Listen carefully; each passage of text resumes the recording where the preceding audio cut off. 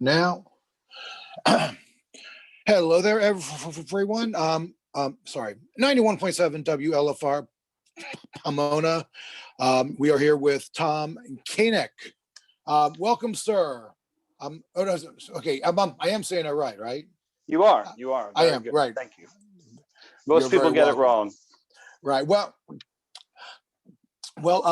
to be honest, I cheated a little bit because I checked out your Facebook page a little bit earlier, and I saw your link doing the IDs. Not to mention that we do have the new ID from you now, also, and I heard your name that way, frankly. Well, I was listening, I think last week, and I heard you spell it just to be on the safe side, which I really appreciate. Oh, really? So, You were listening. Yeah. Oh, thank Yeah. you. Yeah. You played "Drift Away," one of those songs, "Drift Away" last Yes, week. So it was yes, good. great song. Thanks. Okay. Hey, I'm up. Last week I did screw it up. I'm sorry. If you were to count the number of people that have gotten my name, the pronunciation of my name correct, you would be 0. So. I'm sure you run into the same thing. Before we came on here, I just Yes. asked you how to say your name as well, because I always want to get it right. So. Oh yes. Oh yes. It is universal, but everybody likes to see universal, and okay, and back and forth that way. Okay, but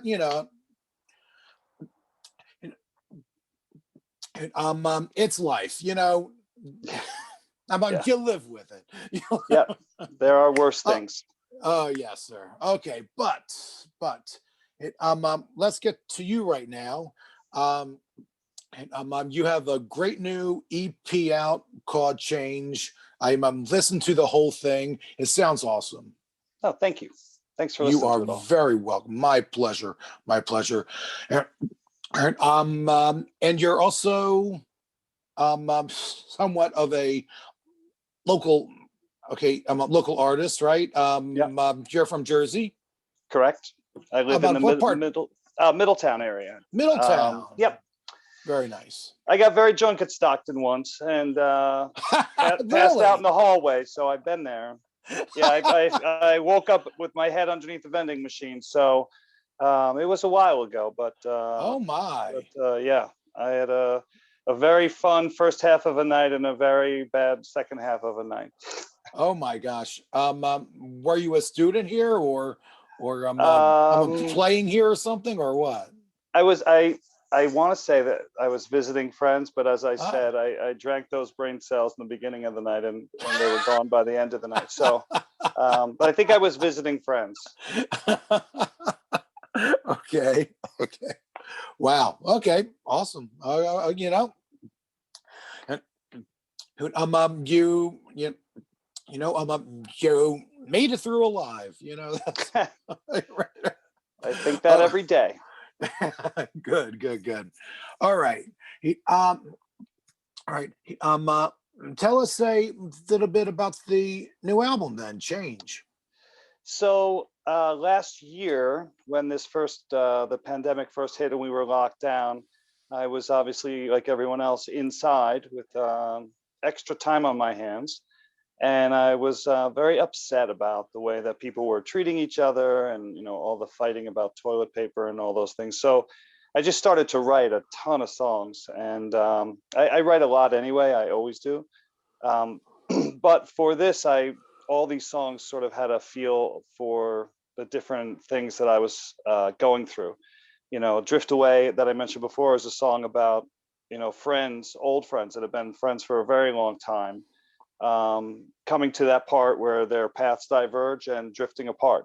And I saw a lot of that, I'm sure everybody did, on Facebook and all the social media, where people were, angry at each other. And, people who had been friends for 30 years or something were, no longer friends.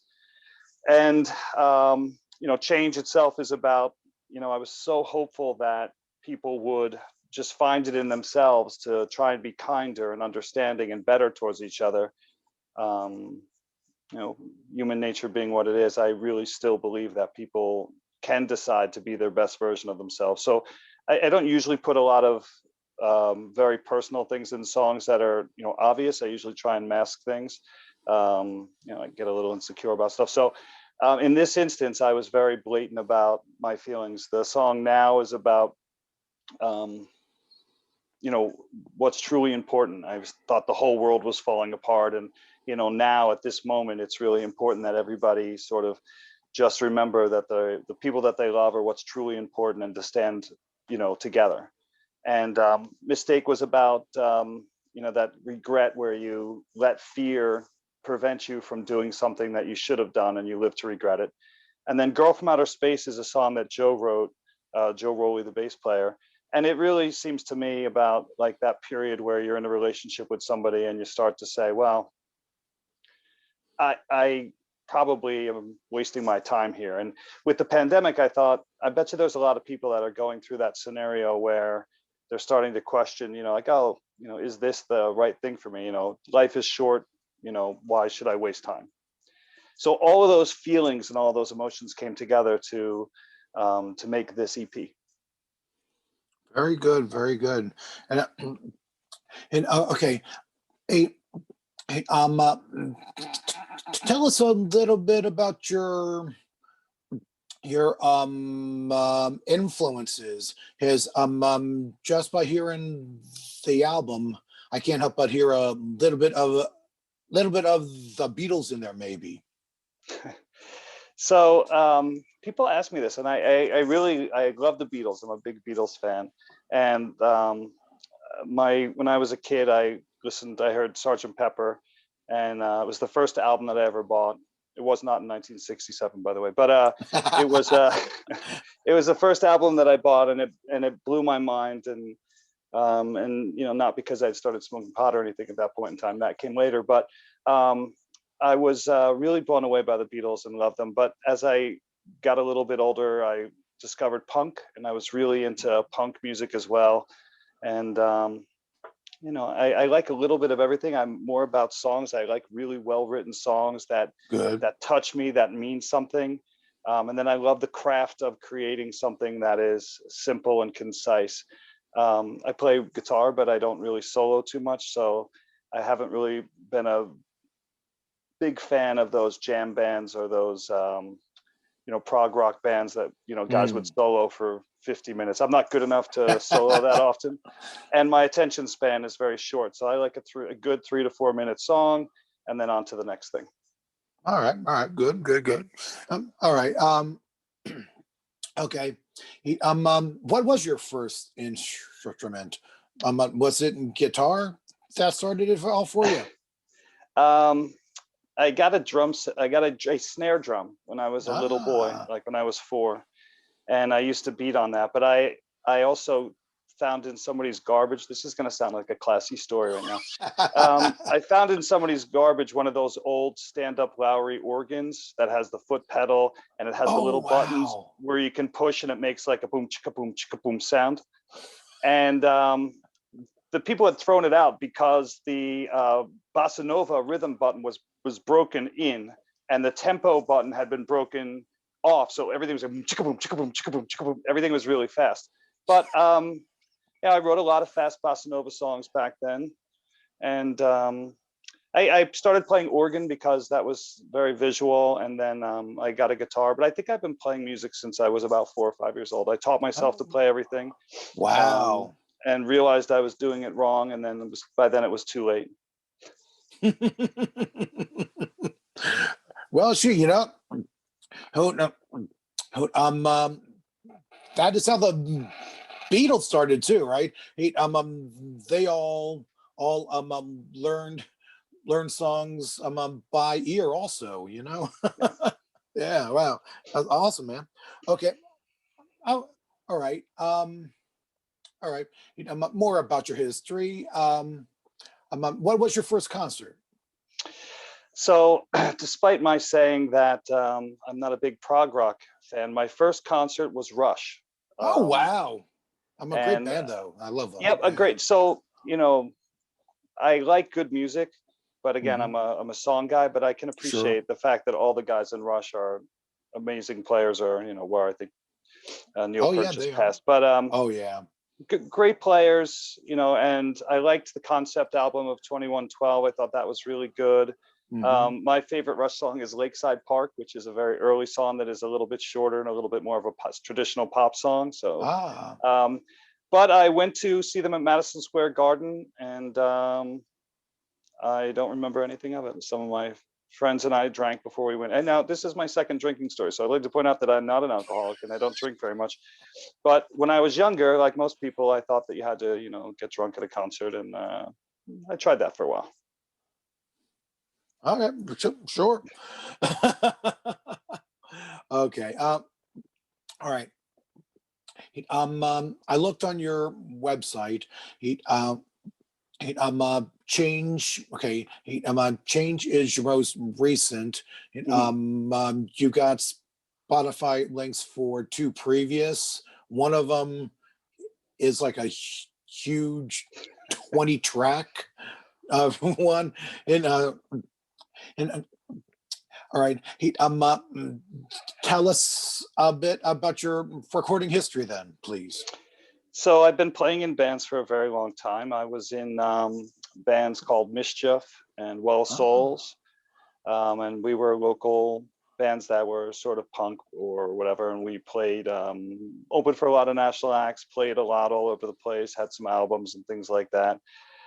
Took a break for a while. My timing has always been pretty bad. I was like a poppy punk guy when heavy metal was the king and things like that. So I took a break for a little while. I always wrote and I always played, but I stopped performing and things like that. And then I wrote this 30-song epic rock opera called Undertow, which is on Spotify. And I just wanted to see if I could capture one long theme of music with all the songs related to each other to tell a story. And that took up a good portion of my life. And then, people heard that and then liked it. And then I re-recorded in the studio with the band, of which Joe, the bass player I'm playing with now, was part of that band. And then we decided to do more music. It was fun. It felt good. And, sometimes you have to do the things that make you who you are in order to be true to yourself. And this was one of those situations. So I was not very successful at stepping away from music. So I decided to step back. Well, welcome back then.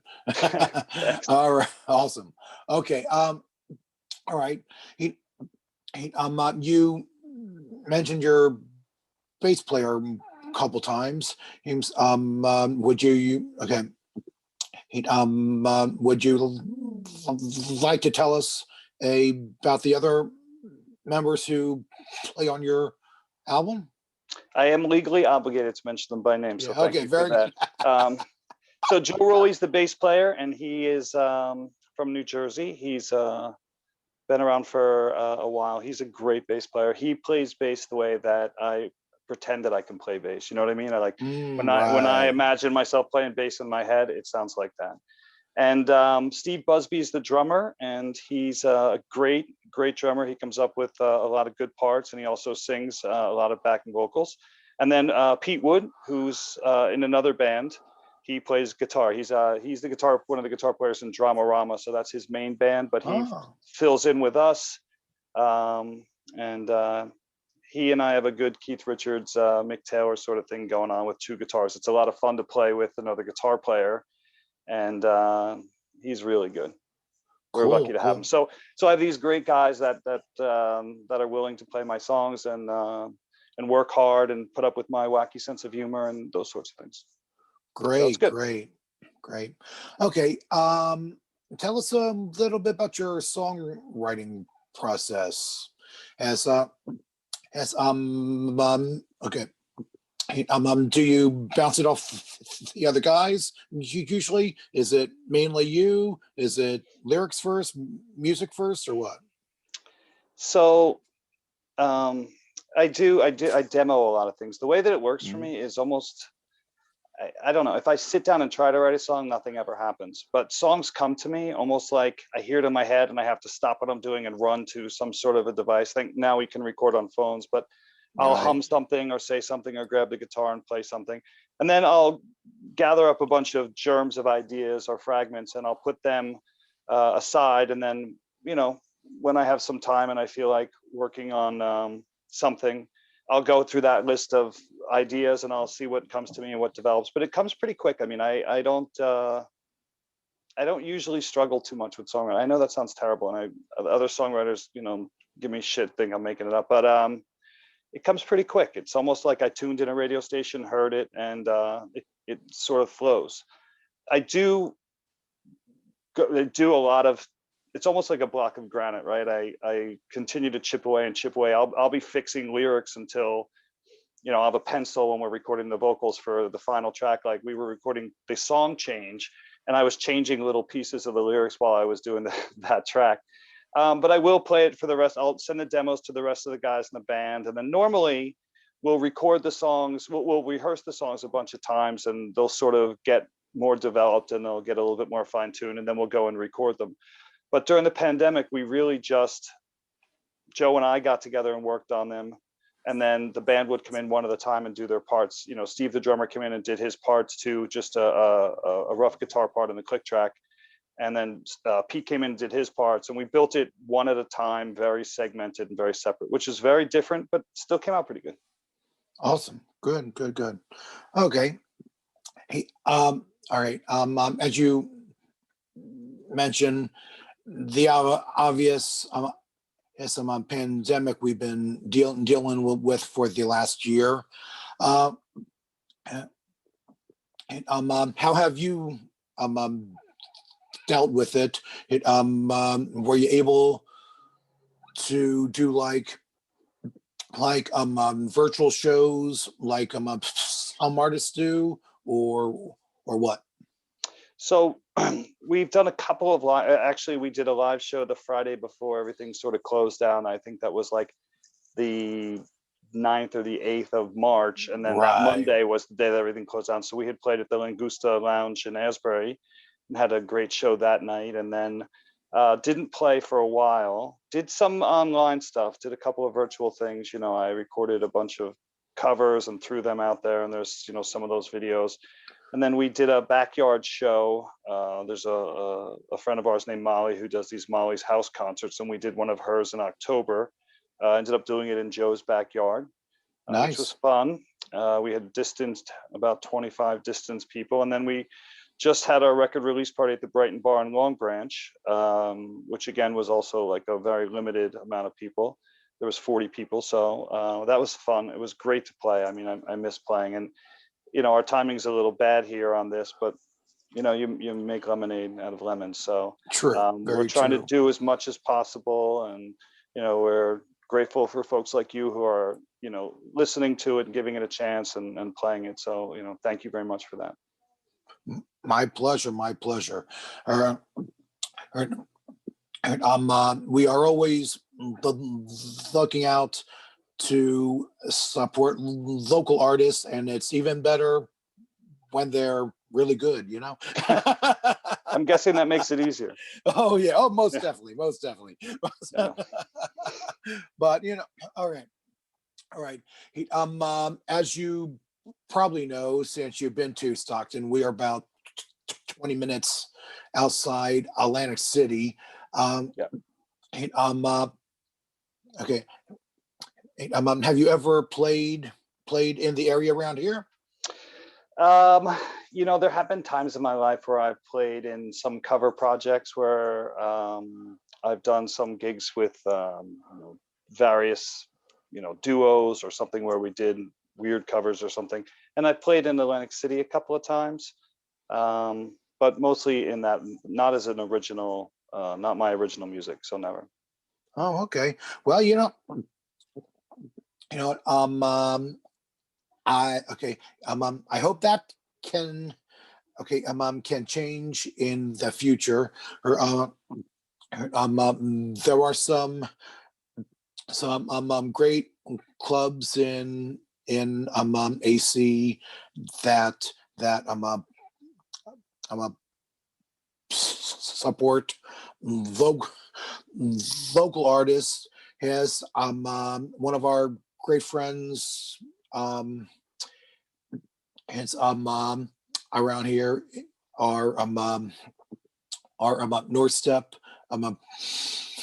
Productions, and then also Elephant Talk, and they put on great shows around here. Really do.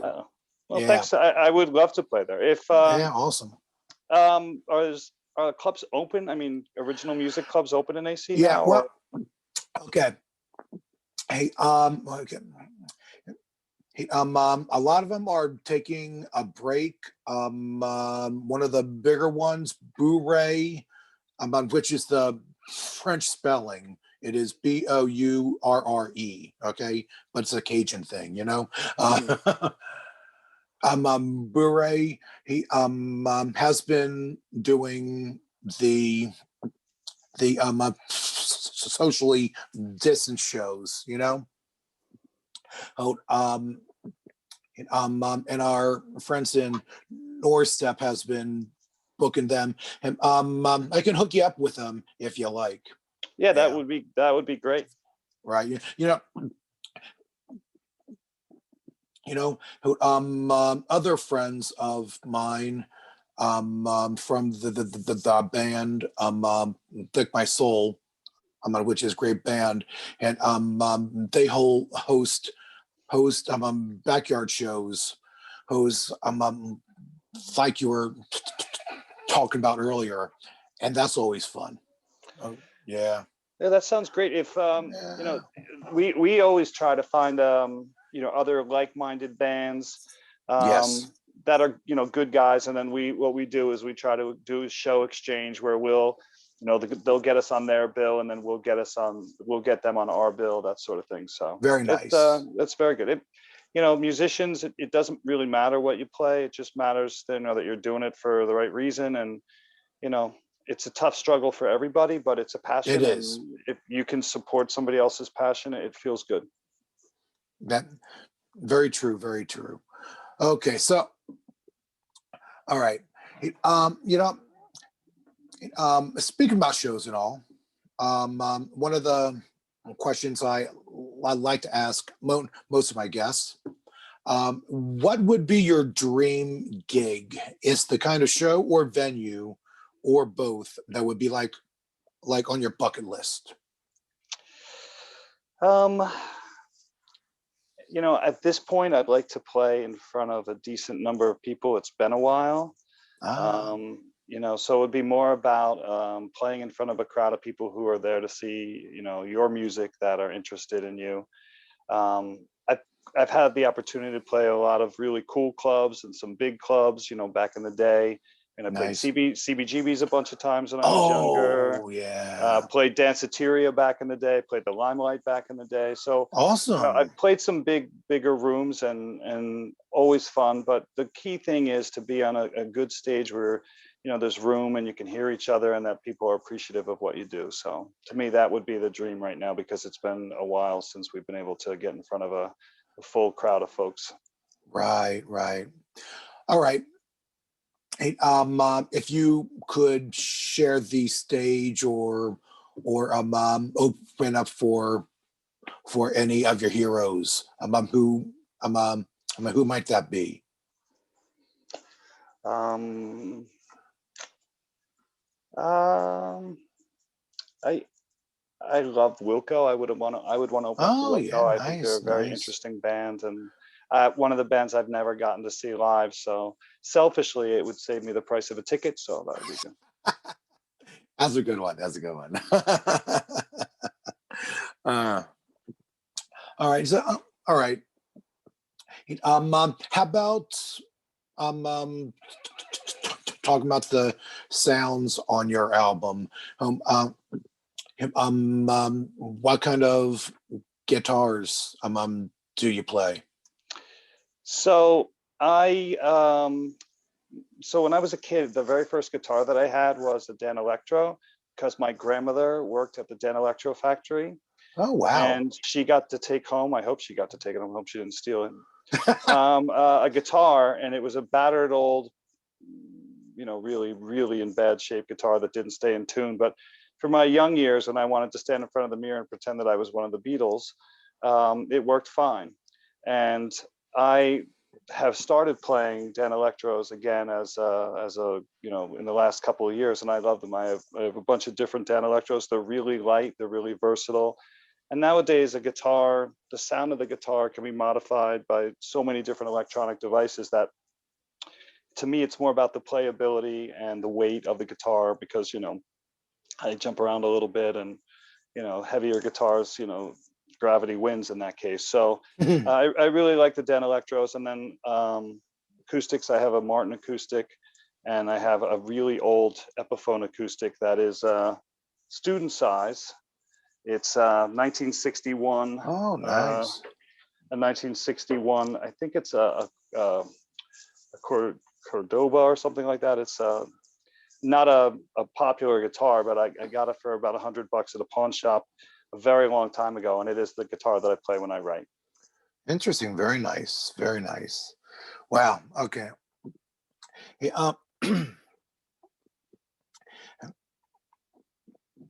hey, it's been great.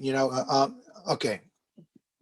Hey, hey, since you have been playing for a while, and on your past touring years, what story sticks out to you?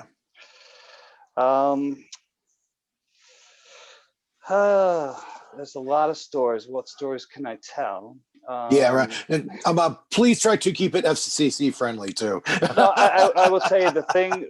There's two sides of it. You always remember the people that were really, really nice, and you also, unfortunately, always remember people that were kind of nasty or whatever. But I mean, I did some shows with the Lords of the New Church, which had guys from the Dead Boys in it, and Oh, wow. those guys were great. Stiv Bader was the singer, and Stiv was always great to us. And Brian James was a guitar player. The Lords were a great bunch of guys. They were very funny. The Canals, I remember the Canals let us on their bus to eat their food, which was good because we were starving. Open for a lot of acts, and far and away, most other musicians are very kind and encouraging. And, I find that true of a lot of it. When people get to a certain level, for the most part, they know what it took to get there, and they're supportive of other people trying to make the climb.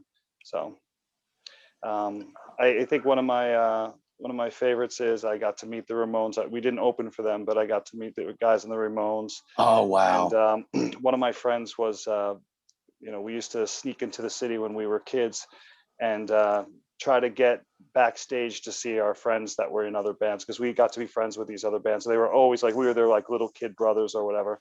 And my favorite memory of that is we didn't have ID because I'm 16. And we wanted to get into the Ritz to see, I think, the Lords of the New Church. And my friend and I went around the corner, and there was a guy who was sitting outside with a limo waiting for somebody to come out of a building. And we gave him $20 to drive us around the corner, to drop us off in front of the Ritz. He pulled in front, somebody opened the door, we jumped out, we ran right in, no one stopped us, we went right in, and we were in. Oh, So, cool. Yeah, it was pretty funny. All right. All right. Hey, you mentioned playing CBGBs earlier on, Mm-hmm. and that is one of my biggest regrets, that I never got to go there myself. Can you tell us a bit about that? So CB's had the best sound. I think at one point in time the sound system was stolen out of the club, and the bands in New York City at the time in the 70s or early 80s chipped in and bought a new PA, and it had the best sound system of any club in the city for a long time. And the stage was weird shape, but it was great, and it was great to play there. I mean, it was a great room, and the people that were there to see music, and if you held your own, you were good. I hated the bathroom. The bathroom always had some urine on the floor,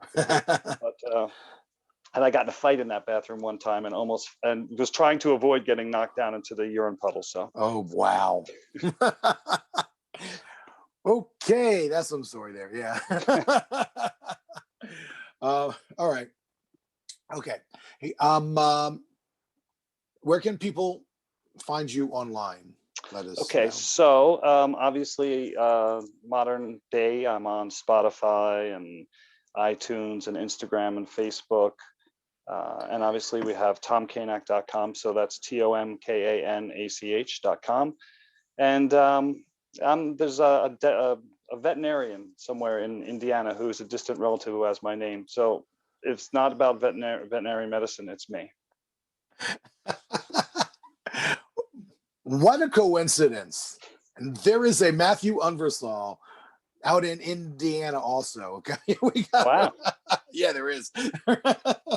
Never contacted him yet. Okay. I should probably. Okay. I think we're probably related since Unversall isn't that common. But yeah, I have the same situation. Anybody with my last name is a relative, whether I know them or not.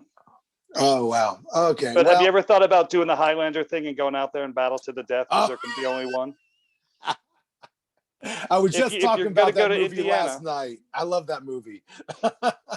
You know what? I love that movie too, and I watched it recently with my kids, and they made fun of me because the special effects are so terrible. Like at the end, the special effects in that movie are not so special. Well, yeah, well, it was some 30 plus years ago. Yeah. 35 years ago. Jeez. But okay. The concept of the movie I loved. The G.I. Joe's head smashing at the end, not so special. Right. But and this spawned a great series in the 90s too. I loved that. I really did. I never watched it. I should go. I would look for it, I think. Yeah.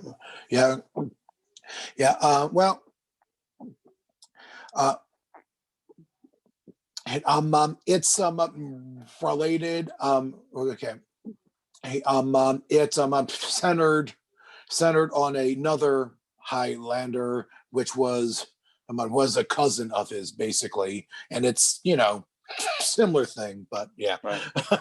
Anyway, hey, we're not turning into a sci-fi podcast right now. Okay, we're about the music.